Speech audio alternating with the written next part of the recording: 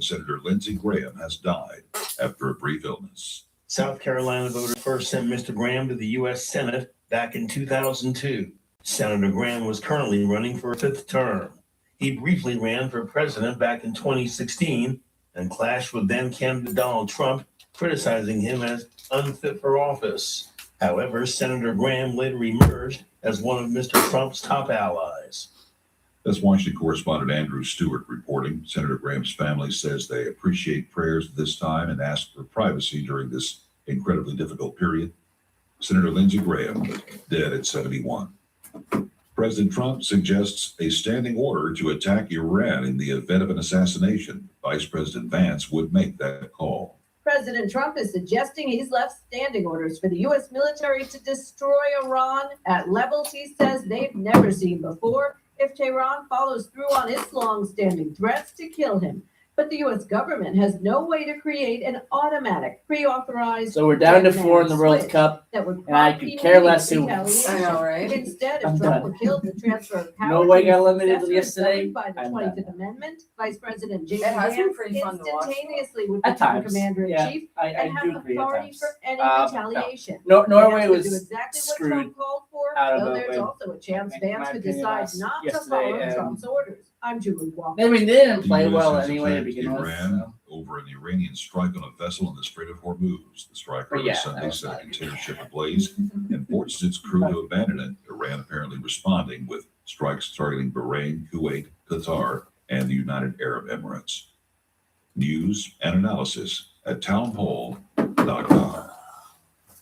Life, liberty, and the pursuit of happiness. Larry Elder here. These words weren't written for history books. They were written for you. But it's hard to pursue happiness when pain is part of everyday life. Relief Factor was created to help people address inflammation, one of the most common causes of ongoing aches and pains from aging, overexertion, and just good old daily living. It's a 100% drug-free, research-based formula that works through multiple metabolic pathways to support comfort and mobility. No prescription, no masking symptoms, just real relief so you can keep moving forward. I take Relief Factor every single day, have done so for years. I don't want my pain to come back. As America celebrates 250 years of independence, give yourself the chance to reclaim yours. To commemorate, we're offering a special patriotic price, just $17.76, so you can pursue your happiness being pain-free. Your $17.76 3-week quick start is ready for you. Relief Factor, because freedom just feels better without pain. Visit relieffactor.com. That's relieffactor.com, or call 800-4-RELIEF, 800-4-RELIEF.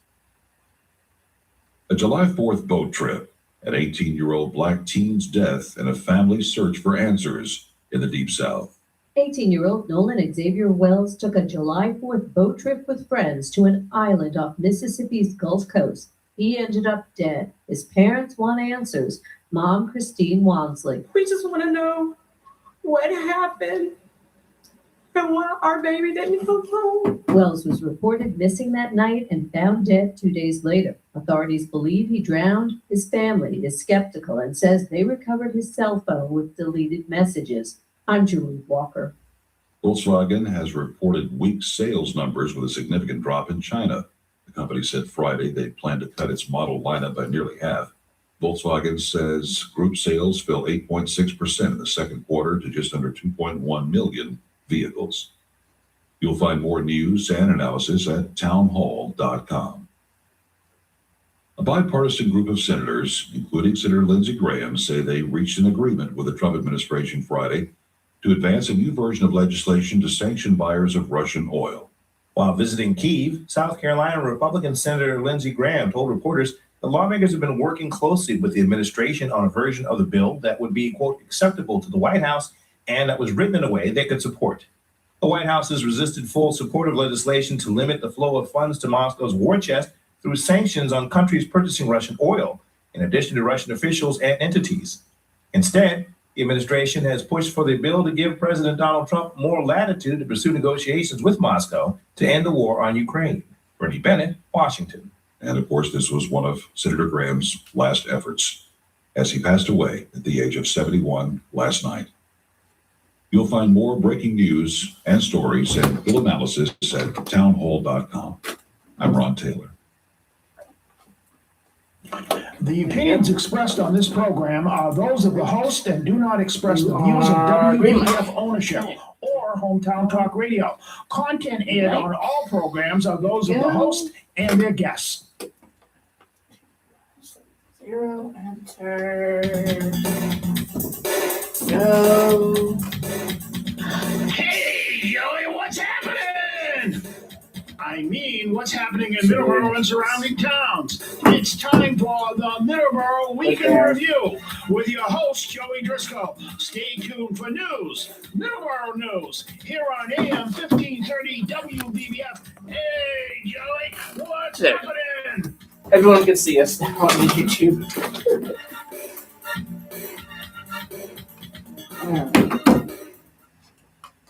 And good morning, everybody. And it is Sunday, so happy Sunday, July the 12th, 2026. Welcome in to Middleboro in review. I am Joey Driscoll.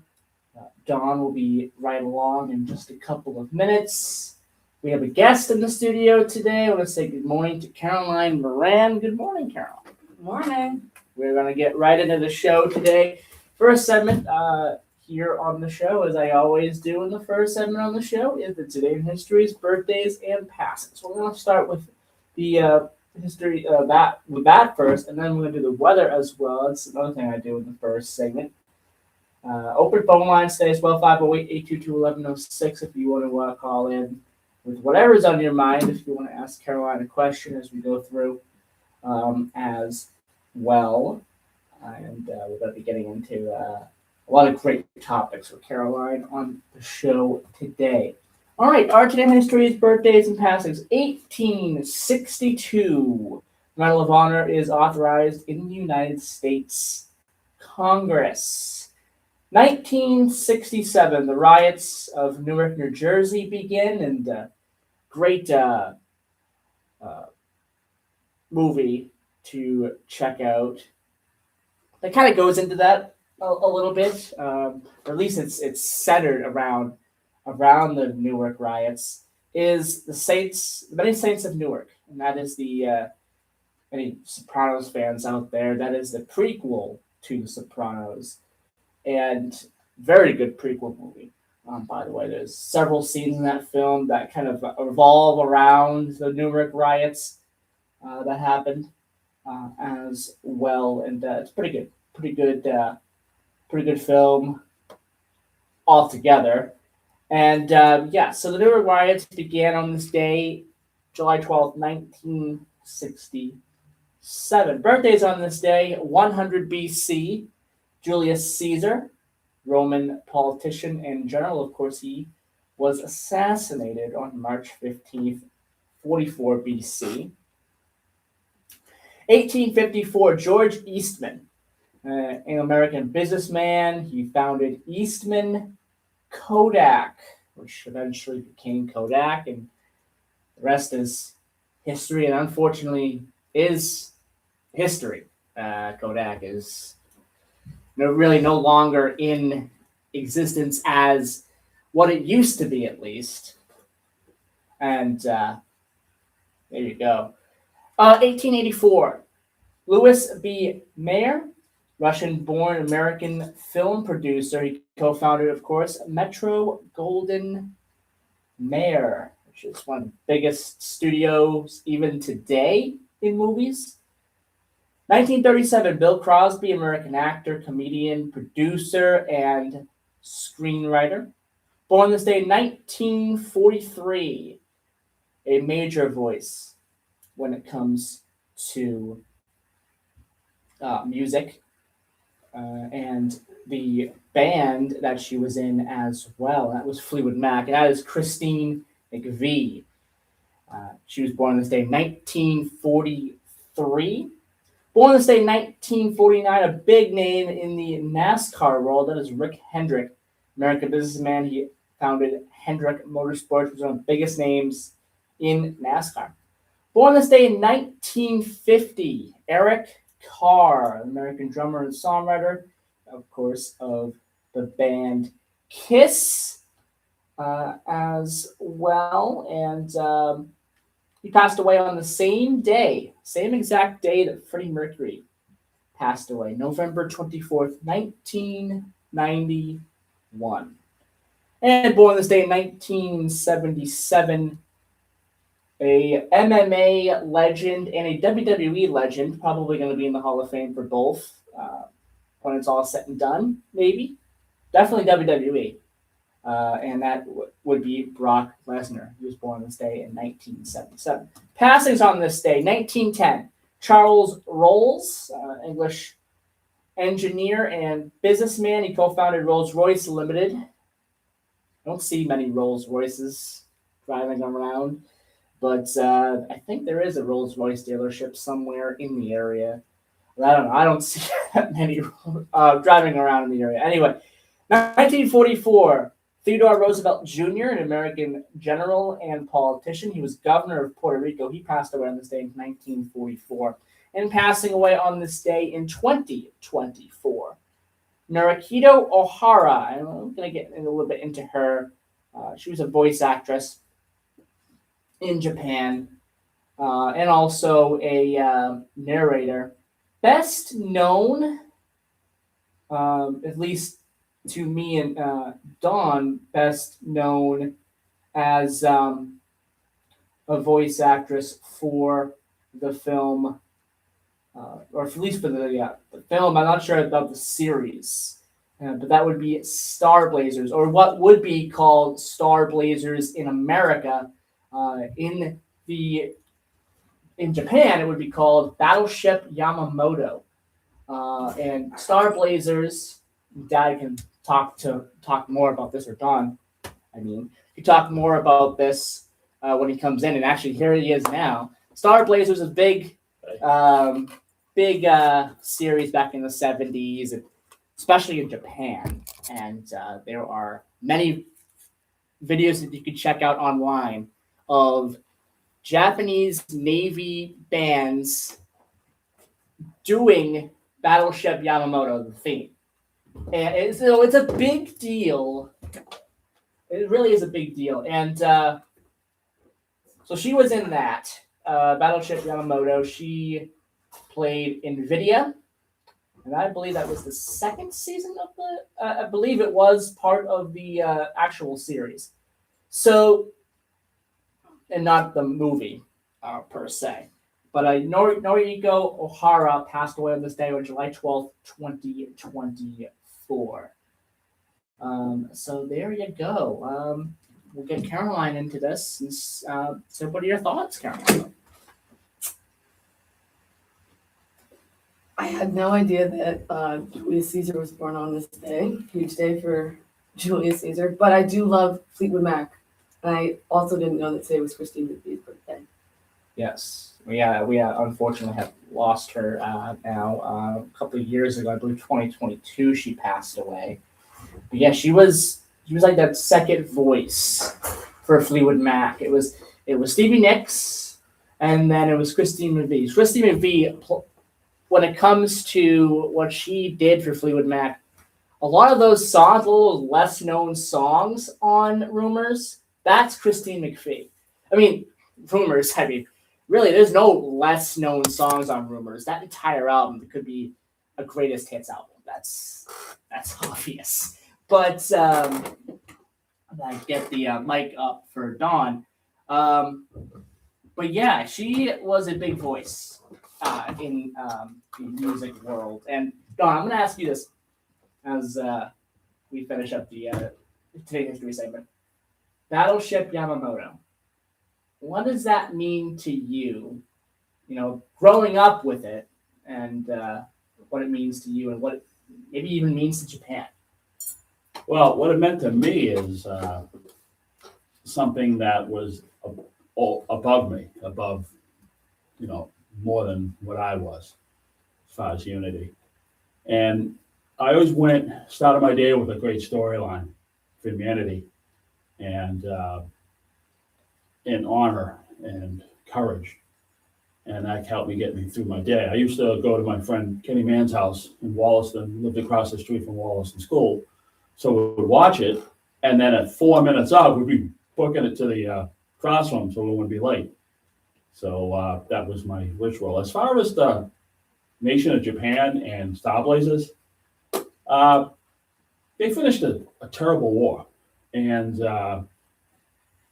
that theme of the Yamato, which was sunken in World War II, got sunk, saving the world gave them a sense of pride that they probably haven't had in a while. That look, this battleship that was built to have war against other nations is saving the world, and that concept, I think, brought a lot of pride to the Japanese in that time, that era, in the mid '70s, late '70s, and that's when Japan was really taking off, a powerhouse economical engine. And my friend Kevin's gone to Japan. You ever been to Japan? I have not been. Yeah, so they really got their house in order over there, They pretty did. much. They did. And you were talking about the Navy band, the Japanese Navy band. Yes, So I mean, it's all corners of the fabric. it's a big deal. Yeah, That series is a really big deal in Japan. even in this Sure. country. Even in this country, yes, absolutely, 100%. I mean, as a 12-year-old boy, it was my whole life. It's what I look for when I got up every morning. It's what I look for the next day. The storylines, love story, courage, Captain Avatar, the young men, really young men taking on the role. Almost remind me of majority of people in World War II were 19, 20-year-olds who saved this world. Yes. So, I mean, it kind of felt that too. If there was ever a movie that needed a Hollywood adaptation, Battleship Yamamoto is it. Absolutely 100%. I don't know who would play all the roles. I mean, me and Don could talk about this all day when it comes to who could play the roles for a Hollywood style, American style movie of that. But that would be interesting. Let's do the weather real quick, and then we'll take our first commercial break, and we'll get the interview started with Caroline here. 63 degrees in Taunton today. It's quite the change from a couple of weeks ago when it was, 83 probably in the morning during that heat wave. 82 degrees today for the high, 57 for the low. Feels a little bit warmer than it is with the real temperature, but it's going to be a beautiful day today. Absolutely beautiful day today. Clear skies tomorrow, high of 84, low of 61. In Middleboro, 63 degrees, high of 81, low of 58. Clear skies today, clear skies tomorrow as well, high of 83, low of 61. Driscoll, Texas, high of 93, currently 79 degrees. Thunderstorms are expected this morning briefly. Well, not briefly. There is at least a chance of thunderstorms. That chance is really low, though. So just keep an eye on the radar. If you happen to be listening to us in the Driscoll, Texas area, the Corpus Christi area, keep an eye on the weather if you're going to go out today. Really, over the next couple of days, there are chances of rain as well. The temperatures are going to be hovering around the 90s. Driscoll, North Dakota, high of 100 degrees. What is today. with that place? It's 100 one day, and then it's like 20 below another. I don't know. How's North Dakota up near Canada become 100 degrees? I don't get it. I just don't. I really We got to go check that place out. I mean, really it don't seems, know. seems like it's I don't know. It seems like it's like the Mars or something like that. The It's bars of the United States. yeah, I don't know. 73 degrees currently. Extreme heat warning obviously is in effect. If it's going to be 100 degrees in North Dakota. In North Dakota. Yeah, that's what it is there. Yeah, Great White North, 100 degrees. Yeah.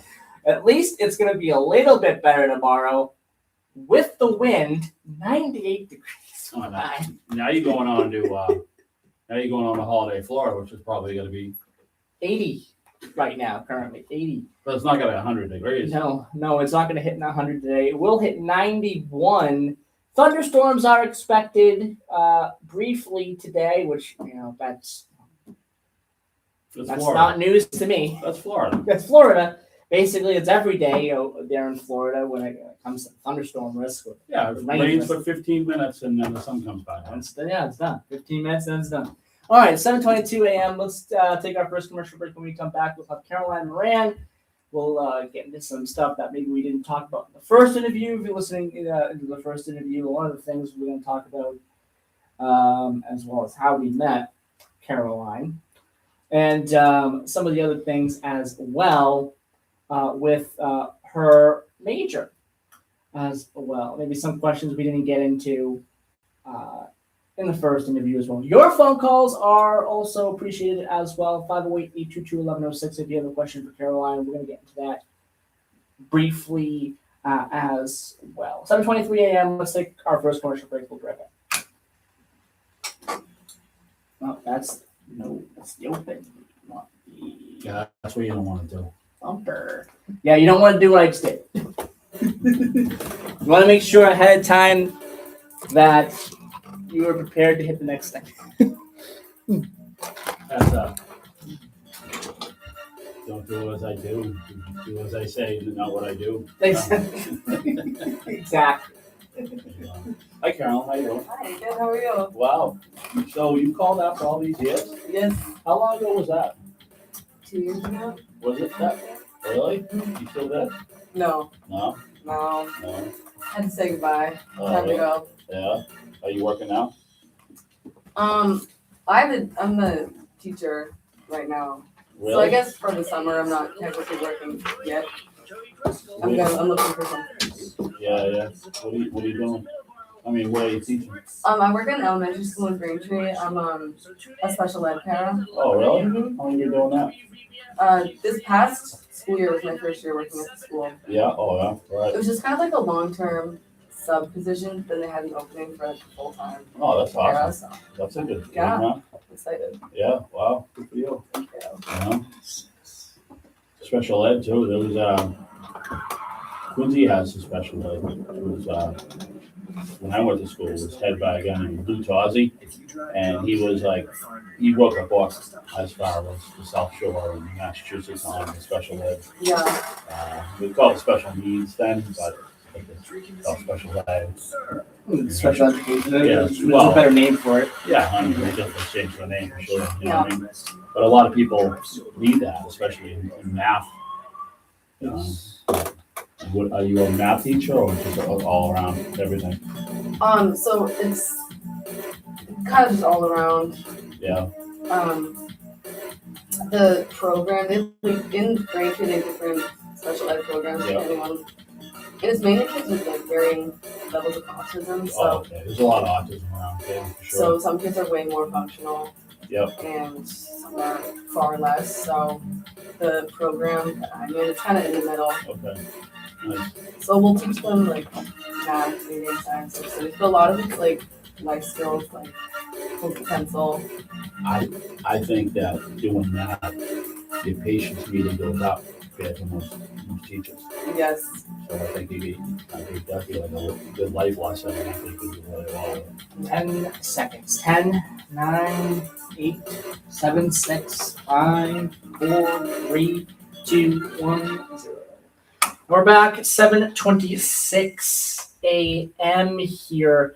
I am Joey Driscoll. I'm joined by Caroline Moran as our guest today, and Don, of course, as usual, in his interesting-looking yellow, not yellow, sorry, orange and black shirt that I love so much, and that is sarcasm.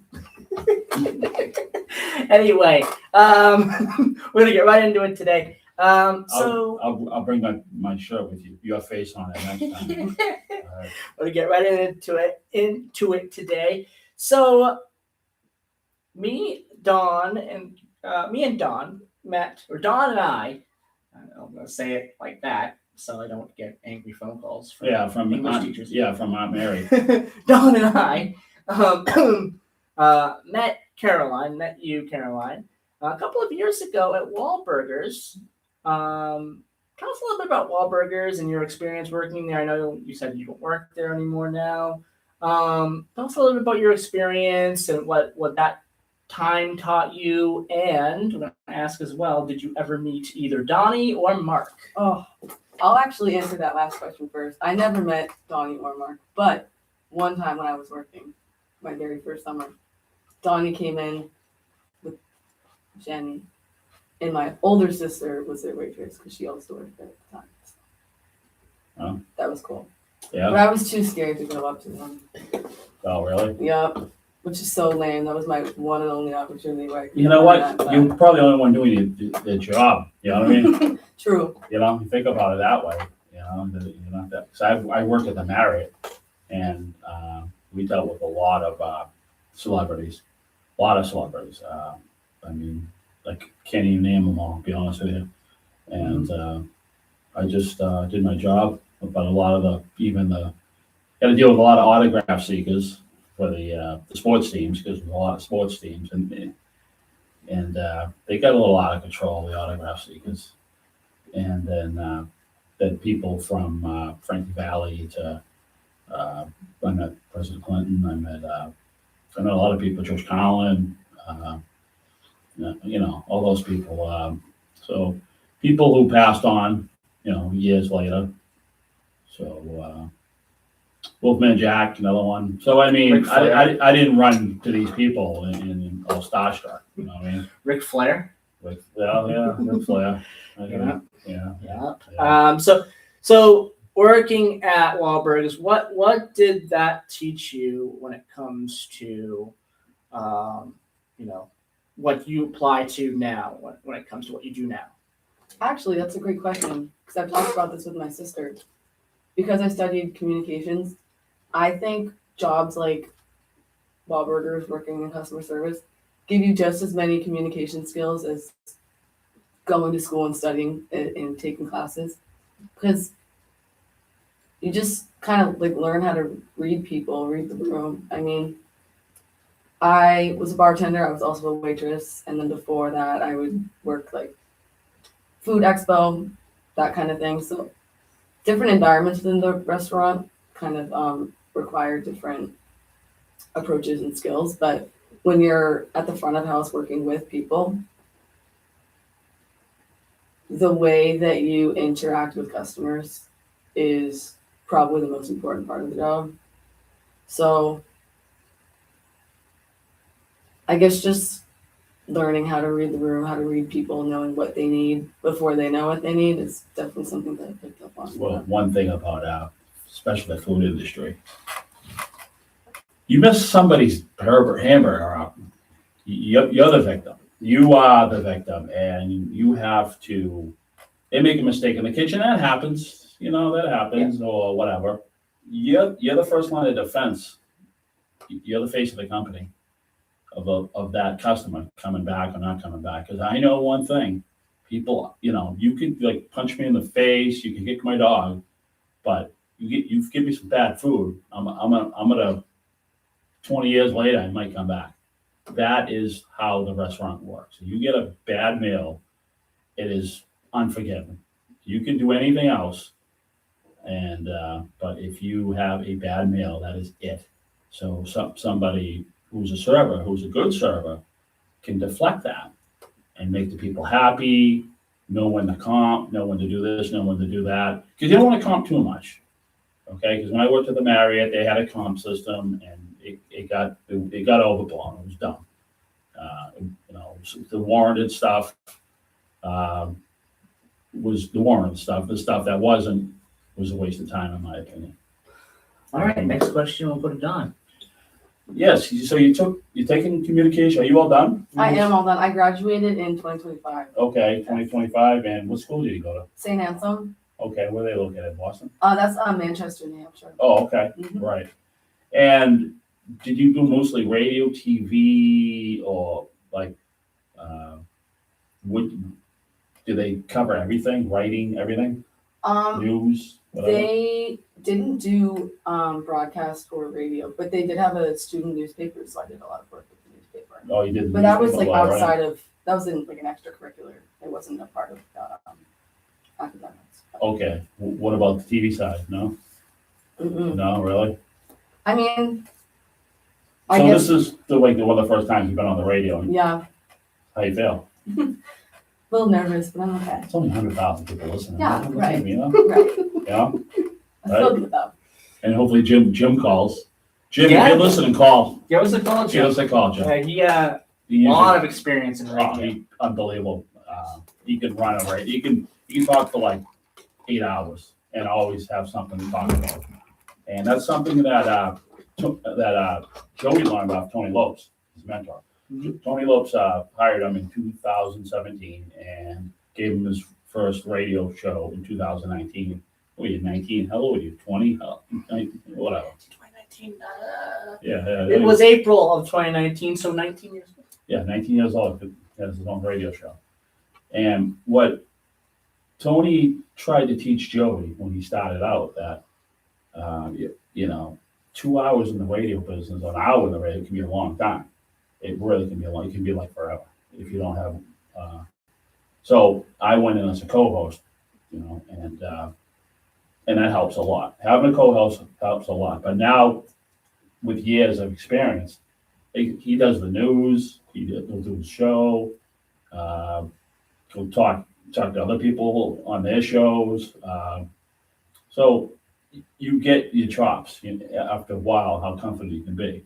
And he's really good. You know what I mean? Father and son team is weird because, we bicker on the air. A little bit. So A little bit here and there. that's a family thing. Keeps it fun. I think so, but there's been times he just shut my mic off. Mad at it. You know what I mean? I think it's do happened a once. real blowout on the air. I think it's happened once. Yeah, because I'm a needler. But sometimes a needler is something good to have. I had somebody I worked with in Marriott. His name was Mark. I'm not going to say his last name. I wanted to strangle this guy because he was such a needler. He's just here, But I learned a lot from this person because it made me more smart. It made me more to get to the bottom of things, to really don't be so naive. And I want to, I thank him. And actually, I did thank him. It was about maybe 15 years ago because I've been out of the Marriott since 94. But it was like 15 years ago, I actually did a job for a fence company he hired. And I was able to express my gratitude towards his bad attitude, I guess, you know what I mean? But it was interesting that some of the people you got to learn, deal with in life, even the people that aggravate you, you got to find later on that they were the most assets, that they were the ones who said, but you're not going to know it at the time because sometimes the way people teach isn't the best way. It's nagging. It's just that and the other thing. And sometimes you might have somebody, but then you find out later on that person really, got through to you in a way that's somebody who's nice to you. I'm not saying nice, but some people can be like, I don't know. What do you want to say? I'm looking for that word. I just can't find it. I can't find it. Yeah, needle. Yeah, exactly. Needles. Yeah. So last interview, we talked a little bit about some of the voices that you listen to when it comes to either the radio or the TV side. You mentioned Fox 25. Fox 25 absolutely has a lot of great voices on there. Of course, you mentioned, I believe, one of them who just actually retired as well. When it comes to Fox 25, what do you think? Like, why are you drawn to local news like Fox 25, like any other news out there, local news TV station out there? I guess it's just a little more relevant to me in my personal day-to-day life, I guess. But sometimes I guess I'll pay attention to national news, but I prefer to know what's going on in the Boston area. That's where I'm at. Yeah. Sometimes they do those zip trips. Yeah. They went to Braintree once. That's pretty cool. Yeah, that's fun. And it's funny too because they even other like Channel 2 did a segment on the Hill Country, and they went to Chester, Mass, and met the caretaker of the Chester River Museum, which we popped in on Wednesday and got to talk to him. And if it wasn't for that, I would have never known about that. And I'm into trains and that kind of. And this guy was one of the best narrator for his, for his museum I ever heard. I know so much. So sometimes those little like zip trip things like that get you interested in a town you never heard of. So I mean, we've all heard of Braintree, but have you ever heard of Chester, Massachusetts? You know what that is? I have not. Yeah, I didn't either. I didn't know where it was. It's in the Berkshire. It's on 420. Interesting little town, right? There's a lot of towns that like. It's odd. But before we even went to the Berkshires the first time, I didn't know about Otis. I didn't know about Florida, Mass. I didn't know about all of these towns at all. And Florida, Mass is basically just the prototypical Berkshire town, but the name is what really drives people over there. Oh, I'm in Florida. Yeah, Florida, Massachusetts. Yeah, you tell your kids, I'm going to take you to Florida and not lie. If they be crying, yeah, we're going to go to Florida, hop in the car. They're going to go, it's great. And then they'll think they're going to Disney, pull up and take a picture, and they're like, really, guys? Yeah. My father told me, I'm going to take you to Busch Gardens. We're like, really? We're going to go to Busch Gardens? Yeah, we went down to the place called Busch Gardens down in Osterville. Okay, that's the name of it. We pulled in, and he was looking at us. He's smiling. He wanted to kill him. Yeah, he didn't lie. Technically, he didn't lie. No, but, I mean, it's kind of fun when I just we do things like that. As far as what you looking to do now, as far as broadcasting, I know you told me you're a teacher, and that's probably the best job you can ever have. I have a very good friend who was a teacher in Quincy for years, and I learned so much off him. But what you want to try to do this as a part-time gig, or not to put you on the spot, but that's our job to do that. No, that's totally fine. I'm not gonna lie. It was like kind of like when I graduated, like a little lost with exactly what I was looking to do. Yeah. With my degree, because communications is broad enough that it's a lot of transferable skills. Yes. So there are definitely many things I could do. Right. Broadcast and radio is just one of the things that piqued my interest more than anything, I guess. And I did a lot of student journalism. Yeah. And I loved doing the newspaper. But once I graduated, I wasn't sure if that was something I wanted to really pursue professionally, but no. Just trying to get my toes in the water, see what I'm good at. Yeah, you gotta get thrown in the oven first. Right. That's just how it works, right, Joey? Yes, and We're throwing you in the oven. Exhibit A. Yes, Yeah. I was thrown in the oven immediately. Yeah, here you go. Good luck with that. And hey, yeah, same when I started driving tractor trailer. They hands me a dump trailer and said, "Don't flip it." Okay. Hey, oh, by the way, you got to go up that landfill there, and it's real spongy. Be careful, but don't flip it. Okay. Yeah, you've told me about some horror stories when you've driven trucks like that. Absolute horror stories. Right. So Everything's it's not easy. Everything's a horror story, and my opinion, you have to deal with horror stories to get good at and get edgy. Yeah. Get craft. Let's take a phone call and say good morning, caller. This is Joey. You got to tell Don that Mark's getting caller ID because this guy's a Marine. I don't know. He calls in and just talks stuff. And Don, I can't talk for 8 hours. I can talk for 12. Good morning, Jim. You talk too much. Nice. Well, good morning, Don. Good morning, Joe. And I know, Don, in your what you call real life, this is a sort of the time of the year when you guys kind of sit around there and look for things to do. But I hope you're enjoying the summer. Yeah. We just got back from our Florida trip. That was good. Seeing family is always good.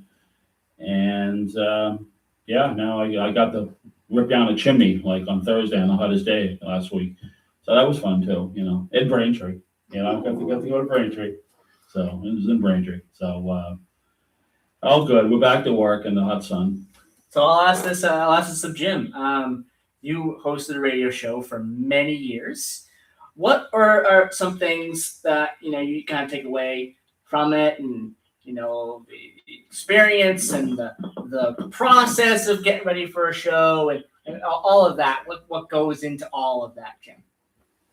Well, let me just say this about that. I had been in public life, in public office, working on campaigns, working on campaign issues for many years. I was one of the sort of early pioneer founding members of what became known as Citizens for Limited Taxation, led by Edward F. King, who was not governor and is still alive, and I'm still in touch with Ed.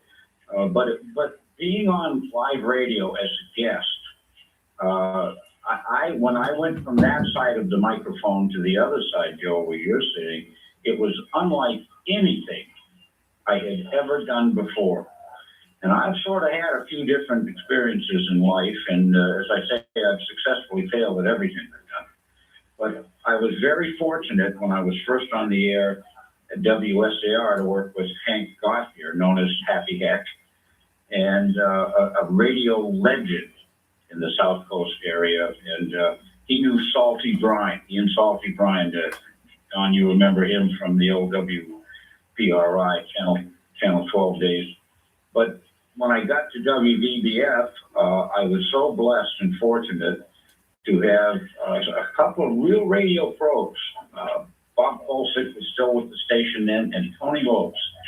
And Tony Lopes, his whole manner was, being honest with you, what I was trying to replicate, because he would come on and just have a conversation with himself as if he was sitting there. And when somebody called in, he was amazing. He knew every single caller who had ever called his show. And I realized that that's what talk radio and call-in radio is all about, is that one-to-one thing, but there's more people listening than just the person on the other side of the table. And I'll just say that preparing for talk radio, I got accused many times by people saying, you never stop talking. And I said, anybody who's been on your side of the mic, Joe, knows you can't stop talking. you can't have dead air. And so you have to, if you've got a 2-hour show, you have to be prepared to talk for 2 hours in case nobody calls.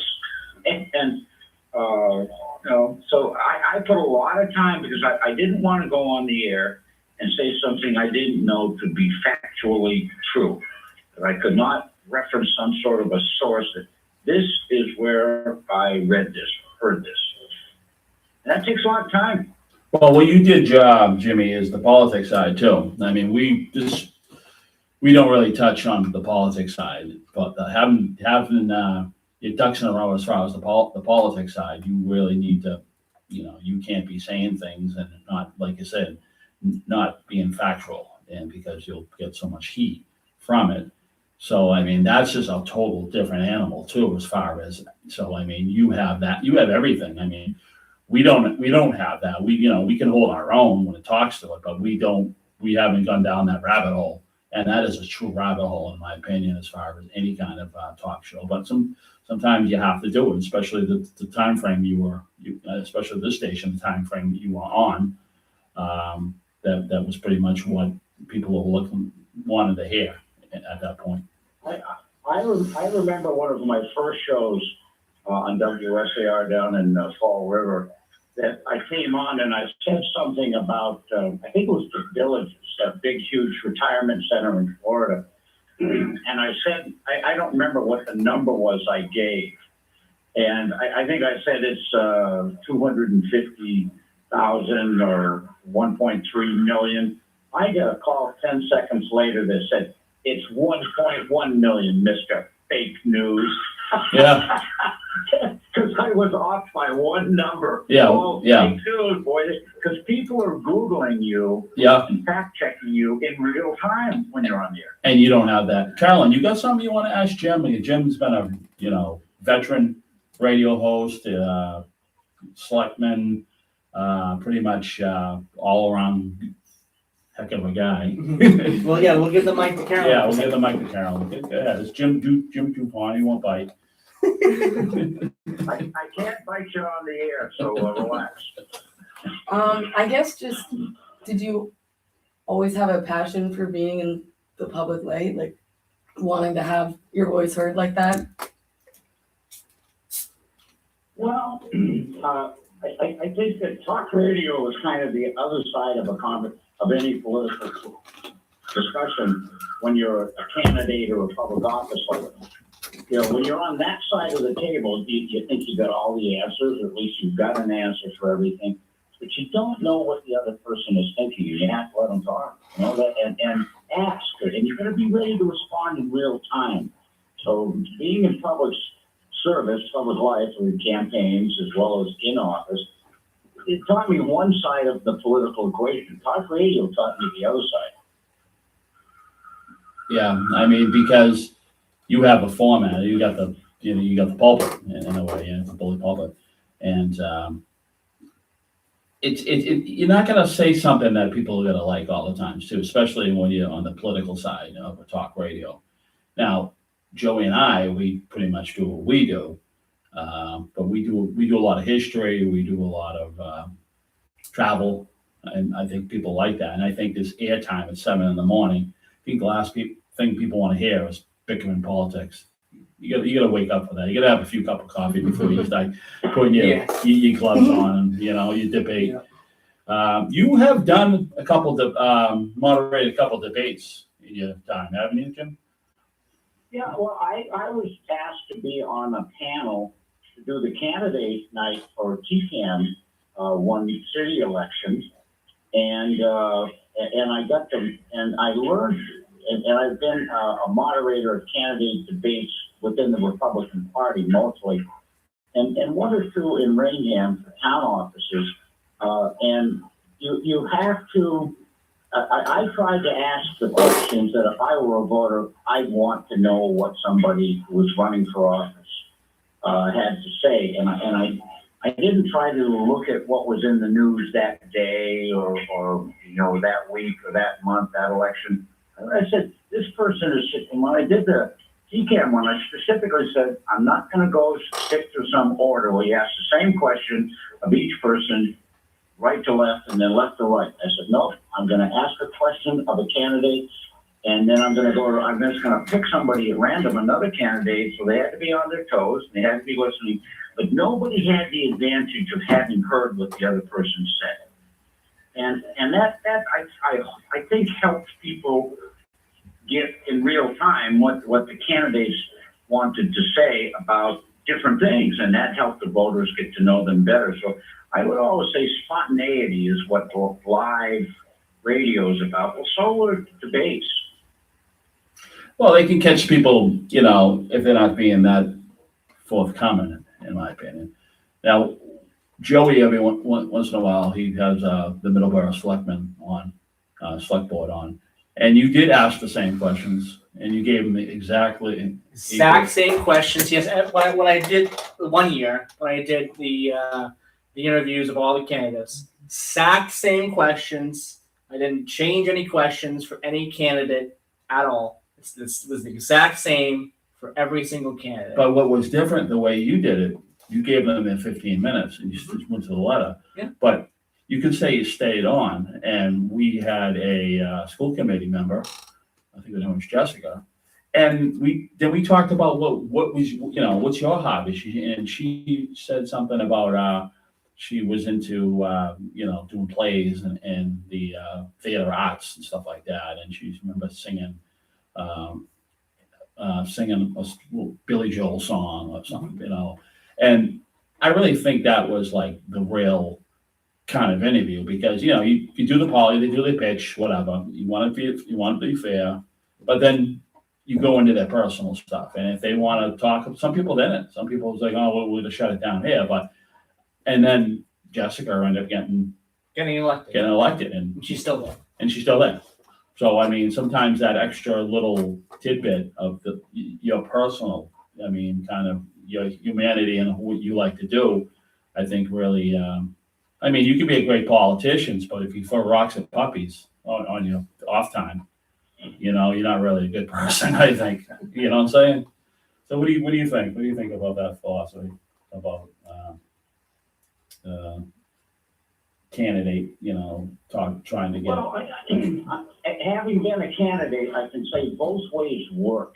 But I noticed that whenever you did a strict order, whoever was the last one to speak had the benefit of hearing what the other one had to say. Right. But that said, I've been in favor of scrapping the so-called debates, and I say so-called because they're not debates. In a debate, one candidate takes one position on an issue, and the other one takes the other side.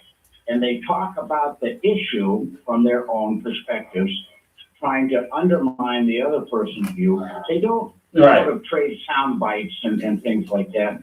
And I've been against the presidential format of debates for a long time because that's not how presidential decisions are made. Do you think the president, when he has to make a decision and the Russian missiles are coming over the North Pole from, does he stand at a podium by himself with 4 people asking questions and an audience of 75 or 80 looking on, and he has no idea what he's going to be asked? That is not how presidential or gubernatorial or even selectman decisions are made. And I just, Newt Gingrich said that the debate format should be scrapped. And the director, Robert Altman, he had a style of directing where he put an ensemble cast in a scene, and every one of them had a microphone on them, a wireless mic, and he would turn up one conversation that showed 2 people talking, and the camera would go past them to another person. And I think that we should have presidential debates. Gingrich said, just have them all sit in somebody's living room or penthouse or whatever and just talk. That's no why moderators, no agenda. That's why the podcast. No questions, no preset questions. Just let them talk and see who emerges as a leader. That's why the podcasts are doing so well. The podcast circuit that Donald Trump went on. You can love him, you can hate him, whatever side of the political aisle you're on, but the amount of podcasts that he was on and the amount of appearances that he made during the last cycle got him elected. I just want to say, Joe, if I could very quickly, you were talking about Christine McVie, or as she was born, and her given name when she was born was Christine Perfect. And she was, and I love that phrase, she was that second voice in Fleetwood Mac. Everybody knew the pre-Fleetwood Mac with Bob Welsh and Peter Green, and then the sort of the second coming of Fleetwood Mac with Lindsey Buckingham and Christine McVie, and of course the legendary. But she was that second voice, and rumors, the hits on that. I mean, she sang "You Make Lovin' Fun," and just go down the list of where you heard of Fleetwood. She did "When the Lovin' Stops and the Lights Come On." She did that one. Tell me lies. Tell me sweet little lies. Side one of that album. Right. You love it. And to say she was. She got kind of recruited into the band because she was sort of the Leon Russell of the British music scene. She was the pianist, the keyboardist you wanted on your studio takes for albums. She was on more #1 songs as a session person before she got into Fleetwood Mac, or it became Fleetwood Mac for Christine McVie. She was on a large number of #1 hits, both in America and in England. But she was a subdued, subtle person, and not that she didn't enjoy the limelight, but she just was who she was. She wasn't putting on an act because now the spotlight was on her. That's who she really was, and I think she was one of those underappreciated people who, it's like Three Dog Nights. Name one person in the backup band. We all knew the lead singers, Corey and Chuck Negron, but Christine McVie was a wonderful person, and she survived the inner turmoil of Fleetwood Mac. And don't forget, she is the person who, when they were playing his inaugural ball, called Bill Clinton to the stage to do the seminal hit that she also sang, Don't Stop Believin'. Yeah. And I just am in awe of her, and Lindsey Buckingham, of course, and of course Mick Fleetwood and John McVie, they started the band, so that became Fleetwood Mac. But that was the name. But it has several iterations. But Christine's perfect. That's her given name. She didn't make that up for show business. That was her name. Her father was a concert violinist who played with the London Philharmonic, as a matter of fact. Jimmy, before we go, can you give Carolyn some advice that she can use as far as she wants to get her feet wet? What do you think the best thing she's here with us. She got up on a Sunday morning. What time did you get up this morning, Carolyn? Like 5:30. 5:30 on a Sunday, on a day off. So, 5:30 a.m. yeah. So, she's definitely into it. But what kind of advice can we can give her as far as the best way forward? Because obviously she's here. I would say the best way to get started in the radio business is to just first and foremost be yourself, and don't be afraid to ask a caller a question or to interject into what a caller is saying, if only for commentary.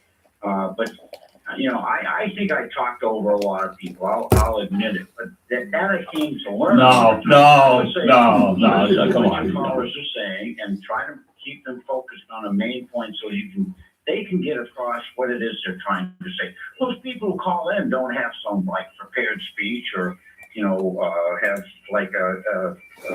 an agenda or an itinerary to go by. They're kind of just saying what they feel. So you have to help them out a little bit. And the other thing is try to be as bright. This is what I love about listening to Joe Driscoll. If you know Joey personally and you hear him on the air, that's that young guy with that megawatt smile and that infectious laugh who just makes you feel like you're the only guy in the room and he's talking to you. Jimmy, he knows how to boot people off the radio, though. I do. He's really good at that. Dumb button ready for me. Go ahead, do it. Thank you, caller. Little hand is coming up to 8. So, gentlemen, enjoy the summer, Don, and Joe. Don't let Don talk so much. No, we got to give Carolyn a little bit before she. Yes. Yeah. Thank you so much. Thanks for calling. Thank you very much, Jimmy. Appreciate it. Have a great day. Good luck. Yep. Yes, bye-bye. I got about 1 minute here. Finish it. Yeah, finish it. No, Carolyn, you can tell me. We'll finish it. Let Caroline finish. Yeah, we gotta finish up the show.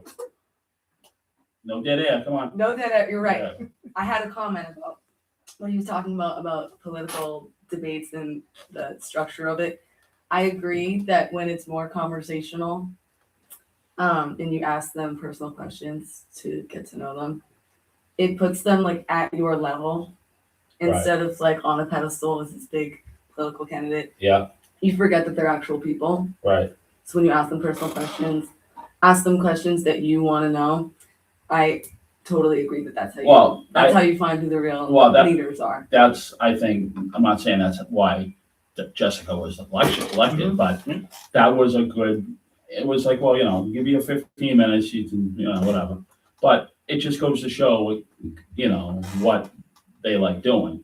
It puts a human side on. It's just absolutely. I love it when a politician goes to a baseball game or, and as far as the Trump's 80th birthday, he had that big, you see the match there or whatever. It's just, I kind of like the whole idea of people's, what they do besides their work.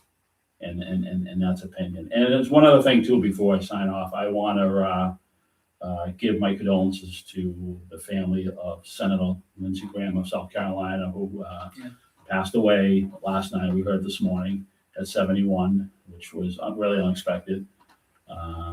So it's he's been in the Senate since '02, and I think he was in the House in 1994. So since '94. So I mean, it's too bad. He was running for re-election, and he just passed away, and that's life. I mean, you have to live life every day like it's your last, because you wake up in the morning and And he was someone who he was not afraid to say what he thought, no matter what side. he'd stand up to anybody. He would stand up to anybody. Absolutely, 100%. Lindsey Graham. He's not timid by anybody. He missed as well. And he was good. And I think people like working across the aisle too. He was good working with Democrats. He was. Absolutely, he was. A lot of like Mitch McConnell, like Lindsey Graham, those guys were good at working on at the other side of the floor. I know there's a lot of bickering, and that's part of the course. But I know a lot of people in the U.S. Senate and the House of Representatives and in the American government are saddened this morning. And I assume President Trump's friend died too, which was, it's terrible, but I guess that's part of life, Yeah. 8:03 a.m. here. I want to thank Caroline once Thank again you, Caroline. for Nice being meeting you. here. It was a great hour. I want to thank Jim for the phone call as well. A lot of great things being talked about the radio side of things today. So thank you, Caroline, for being here. Thank you for getting up at 5:30 in the morning and driving all the way from Braintree. Driving all the way from Braintree. Thank you for having 5:30 in the morning. Thank you so much. Was she here when you got here? Waiting in the I parking lot? believe you were. I was waiting in the park. Yeah, I believe you were. Yeah. Yeah, I got here at 6:45 a.m. So What time did you get here? 6:30? Yeah, sounds about right. Teachers are never late. no, Never. never late. Absolutely. All right, 8:04 a.m. Thank you, everyone, and we'll be back next week with Chuck Hart. Bye, everybody. I think you did all right. Not bad. Yeah. I think you did all right. Yeah, I think you did come on. Really good. Over Really my good. second time, so. Yeah. Really good. You talked to Mark yet? Mark, about your hometown radio station. no, but Mark has listened. So what I'll do is I'll talk to him again. He heard. Oh, he heard. Yes. He listened. Yes. Mark Pacheco is the station owner. Mark Pacheco is Yeah. and was a state senator. Yeah. He was We'll the say- dean of the state senate